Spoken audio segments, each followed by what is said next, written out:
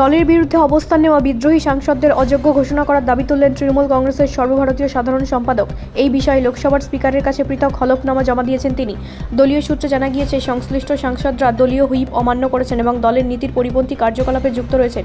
সেই কারণেই তাদের বিরুদ্ধে সংবিধানের 10ম তফসিল বা অ্যান্টি ডিফেকশন আইনের অধীনে ব্যবস্থা নেওয়ার দাবি জানানো হয়েছে। অভিষেক বন্দ্যোপাধ্যায়ের অভিযোগ, গণতান্ত্রিক কাঠামো বজায় রাখতে দলত্যাগ বিরোধী আইন কঠোরভাবে প্রয়োজন করা জরুরি। তার মতে, নির্বাচিত প্রতিনিধিরা যদি দলের বিরুদ্ধে গিয়ে কাজ করেন তবে তা ভোটারদের সঙ্গে প্রতারণার শামিল। অন্যদিকে বিদ্রোহী সাংসদদের একাংশ এই অভিযোগ অস্বীকার করেছেন।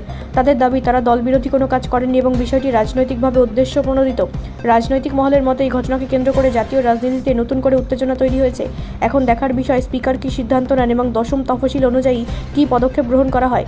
বিশেষজ্ঞদের মতে, এই ধরনের ঘটনায় স্পিকারের ভূমিকা অত্যন্ত গুরুত্বপূর্ণ, কারণ তার সিদ্ধান্তই নির্ধারণ করবে সংশ্লিষ্ট সাংসদদের ভবিষ্যৎ রাজনৈতিক অবস্থান। ব্যুরো রিপোর্ট, রাষ্ট্রীয় প্রসার বাংলা।